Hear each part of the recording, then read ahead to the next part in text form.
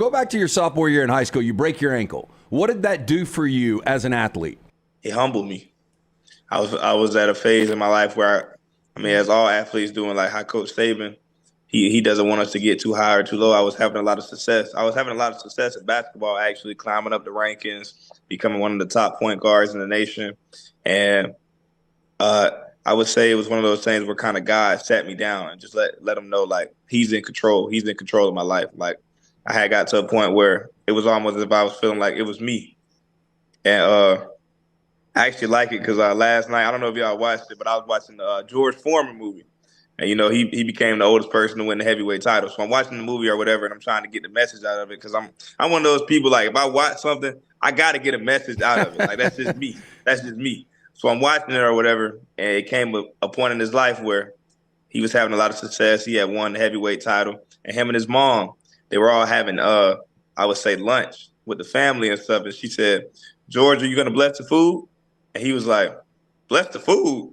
Why am I going to bless the food?" And she was like, "George, God got us this food." And he said, "No, Mama, I got us this food." And then like it came to a point in his life where, when he got knocked out, like they said, he never recovered, ended up becoming a pastor, and then eventually he ended up fighting again and winning it all. But that's kind of how my life was.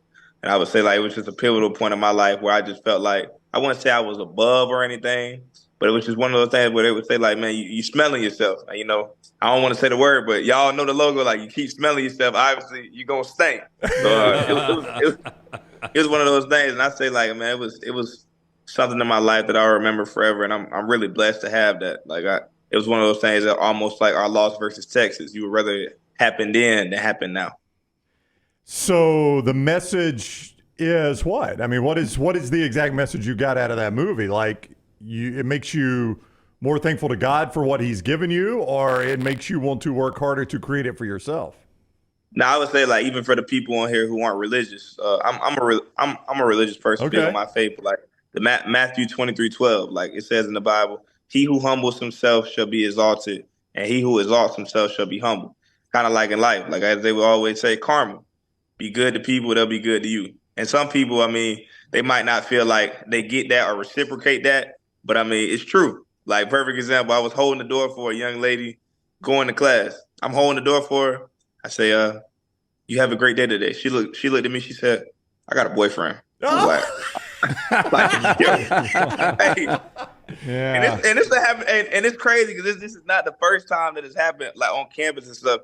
And I'm like, I was just holding the door, like, that's manners. Hey, like, I don't want you. I didn't try to ask for your social or anything like that. Like, I'm just trying to open the door and tell you to have a nice day. But then there's other instances where I saw one person and I could kind of just see them, like, they were feeling down about themselves, and I was like, "Hey, is everything okay?" She was like, "Oh my God, I didn't expect someone like you to talk to me." And it's just one of those things, as far as having your platform and stuff. It's almost sad because it's like, dang, you would really look at it or view it as you could see another human being above another human being. Like, why would you feel like that? Ended up talking to her. She was going through some stuff in life, and she ended up breaking down to me. And I was like, "I'm just happy I could be here for you and help you." So that's the way I look at it. Like, you got to be a blessing to others.